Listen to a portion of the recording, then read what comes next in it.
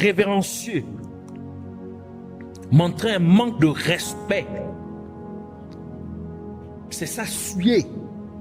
Donc la manière dont nous habillons, la manière dont nous nous comportons, souille le temple de Dieu que nous sommes. Souille, et nous faisons ça aussi dans l'église, le lieu de service. Nous habillons de manière impropre, de manière séduisante, de manière sexy. Nous comportons de manière impure. Donc nous souillons le temple de Dieu que nous sommes. Et même l'endroit où nous allons faire le service, nous venons de manière séduisante. Nous habillons pour séduire. Et non pour plaire à Dieu, mais pour séduire les autres personnes. C'est le vrai problème de l'église d'aujourd'hui. L'absence du ministère de la repentance. Et c'est à ce niveau que Satan combat les églises d'aujourd'hui, leur faisant perdre leur hache, c'est-à-dire le ministère de la repentance. Quelqu'un peut dire que le ministère de la repentance n'est destiné qu'aux évangélistes. Mais je suis un prophète ou un enseignant ou un pasteur ou un apôtre, donc je n'ai pas besoin de ce ministère, car il n'est pas destiné à mon ministère. Ce que vous devez comprendre, c'est que Jean-Baptiste, qui était un prophète, Pierre, qui était un apôtre, et Jésus, qui est appelé le grand berger de brebis, Jean chapitre 10 verset 11 et Hébreux chapitre 13 verset 20, en d'autres termes, le grand pasteur, le pasteur des pasteurs, et il est également appelé enseignant ou rabbin ou rabbi. Matthieu chapitre 23 verset 8, Jean chapitre 13 verset 13. Et de nouveau, il a appelé l'apôtre et le grand prêtre de notre foi. Hébreux chapitre 3 verset 1. Donc les trois ont chacun des trois qui par leur ministère composaient les 5 ministères officiels. Les trois ont commencé par le ministère de la repentance. Matthieu chapitre 3 verset 1 à 2 qui dit: en ce temps-là parut Jean-Baptiste. Il prêchait dans le désert de Judée. Il disait: répentez-vous, car le royaume des cieux est proche. Matthieu chapitre 4 verset 17 qui dit: dès lors Jésus commença à prêcher et à dire: répentez-vous, car le royaume des cieux est proche. Actes chapitre 2 verset 38, Pierre leur dit: répentez-vous et que chacun de vous soit baptisé au nom de Jésus-Christ pour le pardon de vos péchés, et vous recevrez le don du Saint-Esprit. Ainsi, les 5 ministères, c'est-à-dire apôtres, prophètes, évangélistes, enseignants ou docteurs de la parole et pasteurs, ont chacun commencé par le ministère de la repentance.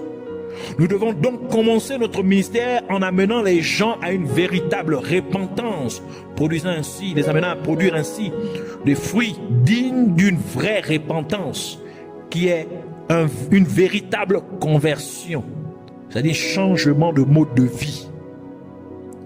Tous les 5 ministères donnés à l'Église par Jésus-Christ sont pour le perfectionnement des croyants, comme le dit Éphésiens chapitre 4 verset 11 à 13, qui dit ceci: c'est lui qui a donné les uns comme apôtres, les autres comme prophètes, les autres comme évangélistes, les autres comme pasteurs et docteurs ou enseignants, pour le perfectionnement des saints, cela en vue de l'œuvre du service et de l'édification du corps du Christ, jusqu'à ce que nous soyons tous parvenus à l'unité de la foi et de la connaissance du Fils de Dieu, à l'état homme fait, à la mesure de la stature parfaite du Christ.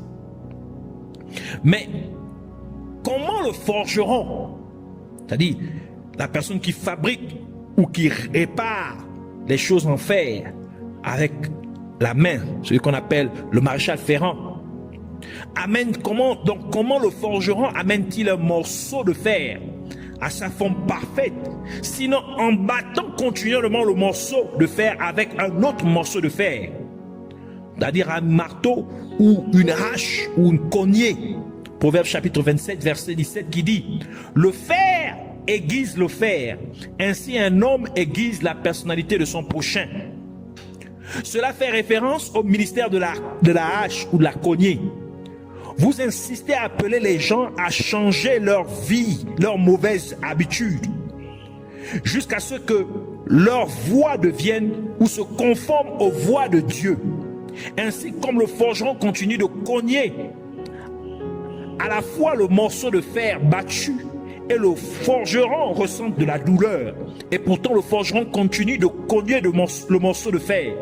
Mais lorsque la pièce de fer est entièrement embellie, le forgeron et la pièce de fer embellie se réjouissent. L'un pour le bon travail fait et l'autre pour avoir reçu une forme parfaite et belle. Il en va de même pour le ministre de l'évangile de Jésus-Christ, lorsqu'il continue de réprimander le croyant en lui disant de changer ses mauvaises voies. Car le ministre ressent de la douleur en voyant le croyant frustré de toujours se voir dire de vivre une vie de sainteté. Mais lorsque le croyant atteint un certain niveau de maturité dans le Seigneur et se tient maintenant devant les foules pour prêcher la parole de Dieu aux autres, le ministre et le croyant transformé se réjouissent tous deux de ce qu'est devenu le croyant. 2 Timothée chapitre 3 verset 16 qui dit: toute écriture est inspirée de Dieu et utile pour enseigner, pour convaincre, pour redresser, pour éduquer dans la justice. Hébreux chapitre 12 verset 11 qui ajoute: toute correction, il est vrai, paraît être au premier abord un sujet de tristesse et non de joie. Mais plus tard, elle procure un paisible fruit de justice à ceux qu'elle a formés. Proverbe chapitre 13 verset 24 qui dit: celui qui ménage son bâton a de la haine pour son fils, mais celui qui l'aime cherche à le corriger. Proverbe chapitre 22 verset 6 ajoute: oriente le jeune garçon sur la voie qu'il doit suivre, même quand il sera vieux, il ne s'en écartera pas. Le verset 15 du chapitre 22 du livre de Proverbes ajoute: la stupidité est attachée au cœur de l'enfant. Le bâton de la correction l'éloignera de lui. Proverbe chapitre 29 verset 15 dit ceci: le bâton et la réprimande donnent la sagesse, mais le garçon livré à lui-même fait honte à sa mère. Et le verset 17 du même chapitre 29 du livre de Proverbes conclut en disant: corrige ton fils et il te donnera du repos, il procurera des délices à ton âme. Il en va de même pour un diamant, car le diamant brut augmente sa valeur une fois qu'il a été façonné. Et pourtant, pendant que le diamant est en train d'être taillé, il ressent beaucoup de douleur. Mais une fois que le diamant est entièrement taillé, il est beaucoup plus beau que lorsqu'il était brut. Et sa valeur a augmenté bien plus qu'auparavant. Ceci est également vrai pour celui qui était aiguisé par le ministère de la repentance. Sa vie brille toujours plus au travers des bonnes actions et de bonnes attitudes. Et spirituellement, son vêtement est blanc comme neige. Comme le dit Ésaïe chapitre 1 verset 18 qui dit: venez donc, c'est Dieu qui parle, venez donc et plaidons, dit l'Éternel. Si vos péchés sont comme le cramoisi, ils deviendront blancs comme la neige. S'ils sont rouges comme l'écarlate, ils deviendront comme de la laine. Psaume 51 verset 9 dit ceci: purifie-moi avec l'hysope et je serai pur, lave-moi et je serai plus blanc que la neige. Et il y aurait encore plus de joie quand ils se rencontreraient au ciel. Le croyant dirait certainement au ministre: merci, parce que si je me trouve au ciel, c'est parce que vous n'avez pas manqué de me sommer à une vraie repentance, c'est-à-dire nous contraindre à une vraie repentance. Car la parole de Dieu dit dans Galates chapitre 5, verset 19 à 21, « Or les œuvres de la chair sont évidentes, c'est-à-dire inconduite, impureté, débauche, idolâtrie, magie, hostilité, discorde, jalousie, fureur, rivalité, division, parti pris, envie, ivrognerie, orgie et choses semblables. Je vous préviens comme je l'ai déjà fait. Ceux qui se livrent à de telles pratiques n'hériteront pas du royaume de Dieu. » Proverbe chapitre 23, verset 13 à 14 dit ceci: « N'épargne pas la correction aux jeunes garçons. Si tu le frappes du bâton, il ne mourra pas. En le frappant du bâton, tu préserveras sa vie du séjour des morts, donc de l'enfer. » Pour que le forgeron fasse correctement son travail, il doit être bien nourri et ne pas avoir soif. Car s'il a faim, il manquera de force. Et s'il a soif, il s'épuisera.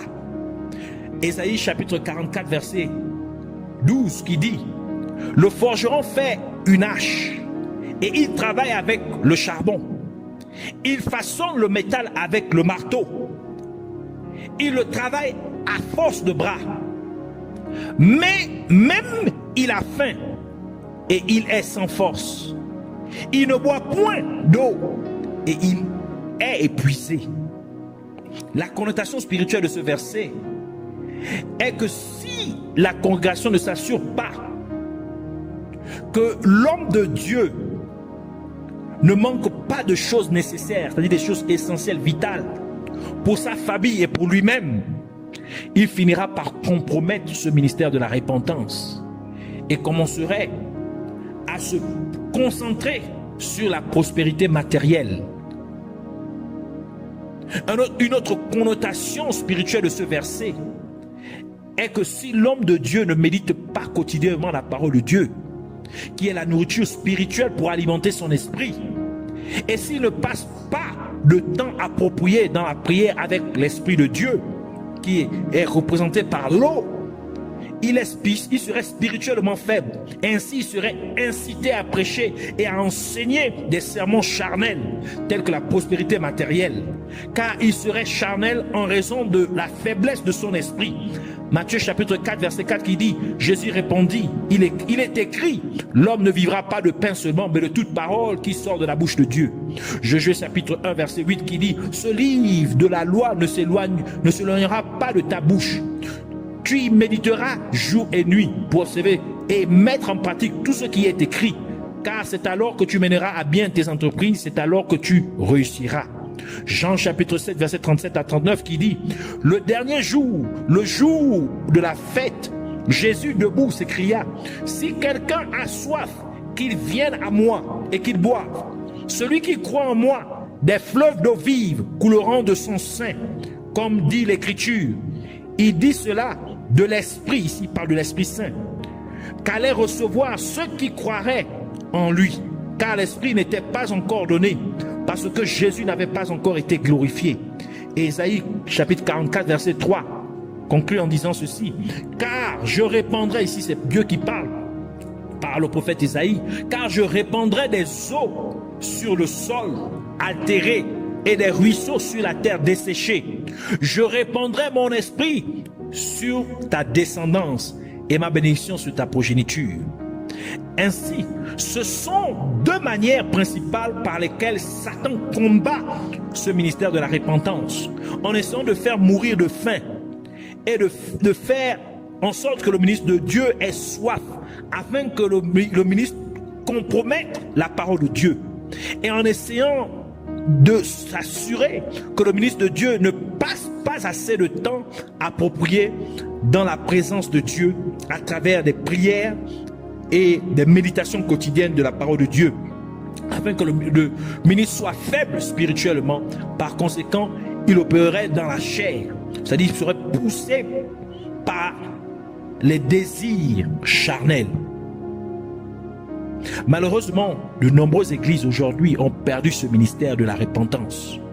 et l'ont remplacé par le ministère de la complaisance. C'est-à-dire que de nombreux ministres de l'évangile de Jésus-Christ sont marqués par une tendance à plaire aux gens, tendant à consentir aux souhaits des autres. Cela conduit les gens à devenir hypocrites. C'est-à-dire ils deviennent des personnes qui prétendent avoir des vertus ou des croyances morales, religieuses et des principes religieux, tout comme Adam le fit dans Genèse chapitre 3 verset 7 à 11 qui dit « Et les yeux de tous deux s'ouvrirent et ils connurent qu'ils étaient nus et ils cousirent des feuilles de figuier et se firent des ceintures. Et ils entendirent la voix de l'Éternel Dieu qui se promenait dans le jardin au vent du jour. Et Adam et sa femme se cachèrent devant Dieu, devant la face de l'Éternel Dieu, au milieu des arbres du jardin. Et l'Éternel Dieu appela Adam et lui dit « Où es-tu » Et il répondit « J'ai entendu ta voix dans le jardin et j'ai craint parce que je suis nu et je me suis caché. » Et Dieu dit « Qui t'a montré que tu es nu? As-tu mangé de l'arbre dont je t'avais ordonné de ne pas manger ?» Alors Adam, au lieu de dire à Dieu qu'il avait péché en désobéissant aux instructions de Dieu, Adam était préoccupé, il était plus préoccupé par le fait qu'il était nu. Et donc, il se fit des vêtements avec des feuilles de figuier pour essayer de couvrir sa honte. Et il fit semblant d'aller bien. C'est simplement de l'hypocrisie. Ainsi, au lieu de montrer des fruits dignes de la repentance, il manifesta l'hypocrisie représentée par les feuilles de figuier. Adam avait donc plus peur de la conséquence temporelle du péché. C'était le fait d'être nu, au lieu d'avoir peur de la conséquence éternelle du péché, qui est l'enfer, qui est le séjour des morts, qui est la mort spirituelle, la séparation de Dieu, la séparation d'avec Dieu. C'était qui est vraiment la cause même de sa nudité, c'est-à-dire avoir peur vraiment du péché. Car la parole de Dieu dit que le salaire du péché, c'est la mort. Et c'est ce qui préoccupe le plus l'être humain d'aujourd'hui. Les hommes n'ont pas peur du péché, mais de la conséquence temporelle de celui-ci. Ils n'ont pas peur que le péché puisse les amener en enfer, mais ils ont plutôt peur des conséquences temporelles du péché. Par exemple, une jeune fille a plus peur de tomber enceinte lorsqu'elle commet la fornication que d'avoir peur que la fornication va la conduire en enfer. Les hommes ont peur des maladies sexuellement transmissibles au lieu d'avoir peur que le péché d'immoralité sexuelle va finir par les conduire en enfer. C'est pour cela que les hommes ont créé des préservatifs et des contraceptifs et différentes façons de commettre des avortements, essayant ainsi de couvrir un péché avec d'autres péchés. Les ministres de l'évangile de Jésus-Christ sont ici sur terre pour conduire le peuple au ciel et non en enfer. Si le ministre est aveugle, pensant qu'il est sur la bonne voie, mais ne met pas pleinement en application la parole de Dieu, il est comme celui qui conduit des gens en enfer. Luc chapitre 6 verset 39 qui dit « Il leur dit aussi une parabole », c'est Jésus qui parle. « Un aveugle peut-il conduire un aveugle? Ne tomberont-ils pas tous deux dans une fosse ?» Matthieu chapitre 15 verset 14 qui dit « Laissez-les, ce sont des aveugles qui conduisent des aveugles. Si un aveugle conduit un aveugle, ils tomberont tous deux dans une fosse. » Ésaïe chapitre 14 verset 15 vient conclure pour dire « Mais tu as été précipité dans le séjour des morts, au plus profond d'une fosse. » Parce que le ministre de la repentance éloigne les gens du chemin de l'enfer et les place sur le chemin du ciel. Satan essaierait ainsi par tous les moyens de tuer ces serviteurs de Dieu qui font bon usage de ce ministère de la repentance s'il ne réussit pas à les amener à compromettre ce ministère. C'est pourquoi Jean-Baptiste fut décapité. Matthieu chapitre 14, verset 1 à 12 qui dit: en ce temps-là, Hérode, le tétrarque, entendit parler de Jésus et dit à ses serviteurs: c'est Jean-Baptiste, il est ressuscité des morts, et c'est pour cela qu'il a le pouvoir de faire des miracles. Car Hérode s'était saisi de Jean, l'avait enchaîné et mis en prison à cause d'Hérodiade, femme de Philippe son frère. En effet, Jean lui disait: il ne t'est pas permis de la voir pour femme. Il voulait le faire mourir, mais il craignait la foule parce qu'elle tenait Jean pour un prophète. Or, pour l'anniversaire de la naissance d'Hérode, la fille d'Hérodiade dansa au milieu des convives et plut à Hérode, en sorte qu'il promit avec serment de lui donner ce qu'elle demanderait. À l'instigation de sa mère, elle dit: donne-moi ici, même sur un plat, la tête de Jean-Baptiste. Le roi fut attristé, mais à cause de ses serments et des convives, il commanda de la lui donner et l'envoya décapiter Jean dans la prison. Sa tête fut apportée sur un plat et donnée à la jeune fille, qui la porta à sa mère. Les disciples de Jean vinrent prendre son corps et l'ensevelir, et y allèrent l'annoncer à Jésus. Jésus-Christ et la plupart des apôtres furent également tués principalement à cause de ce ministère de la hache, c'est-à-dire ils furent tués à cause du ministère de la repentance. Satan irait même jusqu'à essayer de s'assurer que le ministère de la repentance ne se trouve dans aucune église. 1 Samuel chapitre 13 verset 19 qui dit: on ne trouvait pas de forgeron dans tout le pays d'Israël, car les Philistins avaient dit que les Hébreux ne fabriquent ni d'épée ni lance.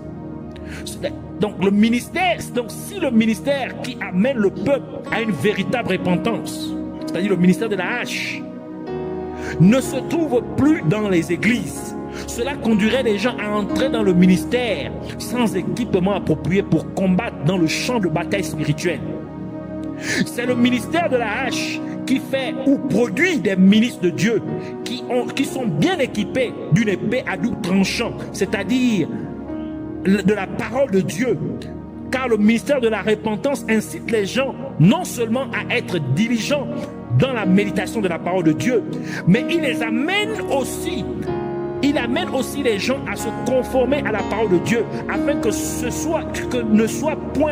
qu'ils ne soient pas jugés et condamnés par la parole de Dieu, mais plutôt approuvés par elle. Hébreux chapitre 4 verset 12 qui dit: c'est la parole, car la parole de Dieu est vivante et efficace, plus acérée qu'aucune épée à double tranchant. Elle pénètre jusqu'à la division de l'âme et de l'esprit, des jointures et des moelles.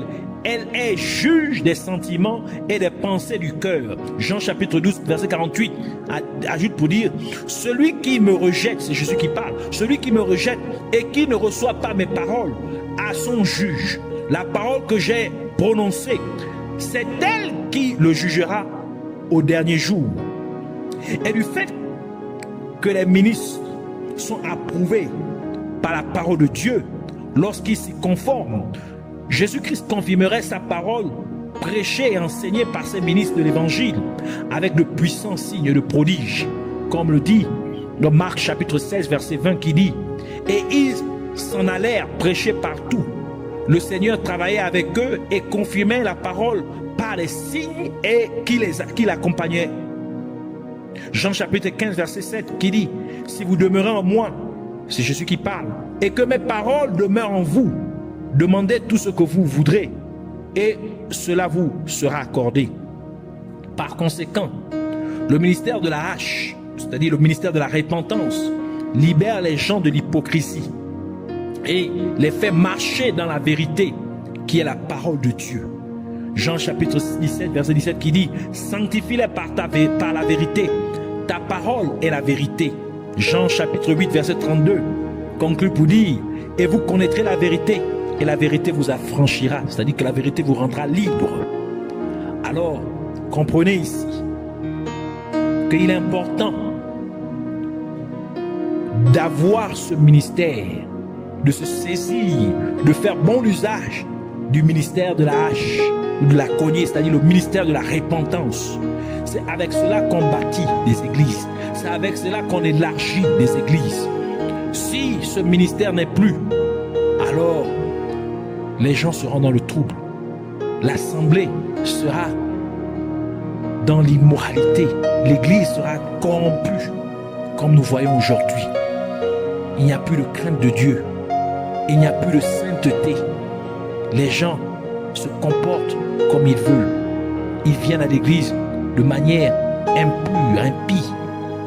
Ils souillent l'église, ils souillent leur temple, même dans leur propre maison, la manière dont ils s'habillent de manière inappropriée, oubliant qu'ils sont le temple de Dieu, que leur corps est le temple de Dieu. Tout ça, c'est parce que le ministère de la hache est perdu.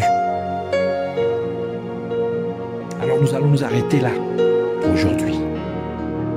Et nous allons prier premièrement pour remercier Dieu pour sa parole. Ensuite, nous allons prier pour demander à Dieu qu'il rétablisse le ministère de la repentance dans chacune de ces églises locales, partout dans le monde entier, pour que les croyants expriment une véritable repentance alors qu'ils s'engagent dans leur chemin de la foi. Nous allons prier aussi pour demander à Dieu, au nom de Jésus-Christ, de protéger toutes les personnes qui utilisent le ministère de la repentance. Et enfin, nous voulons prier pour remercier Dieu d'avoir répondu, d'avoir exaucé à nos prières. Alors ensemble, baissons le temps et prions au nom de Jésus-Christ.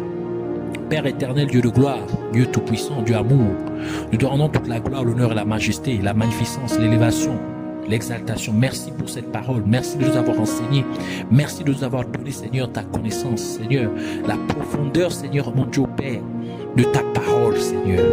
Nous venons nous humilier devant de toi, Seigneur, en tant que tes serviteurs, en tant que ton Église, avoir perdu, Seigneur, ce ministère de la repentance, c'est-à-dire le ministère de la hache, de la cognée. Seigneur, fais-nous grâce de pouvoir, Seigneur, récupérer ce ministère, que ce ministère soit restauré dans chacune de tes églises locales à travers le monde entier. Seigneur, que chacun de tes ministres, Seigneur, puisse se saisir, Seigneur, de ce ministère de la repentance au nom de Jésus, afin qu'ils amènent, Seigneur, ton peuple, Seigneur, vers une véritable repentance, qu'ils amènent ton peuple à produire des fruits dignes de la repentance, Seigneur, au nom de Jésus-Christ.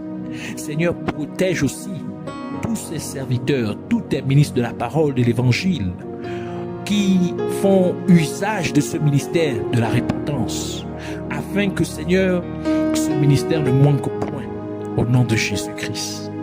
Merci, que la gloire te soit rendue, que nous prenons aussi le relais, Seigneur, là où les prophètes ont laissé, là où Jean le Baptiste a laissé, là où Jésus a laissé, là où les apôtres ont laissé. Oui, que nous prenons ce relais du ministère de la repentance au nom de Jésus-Christ. Que la gloire, l'honneur et la majesté te soient rendues. Au nom de Jésus-Christ, nous avons ainsi prié. Amen.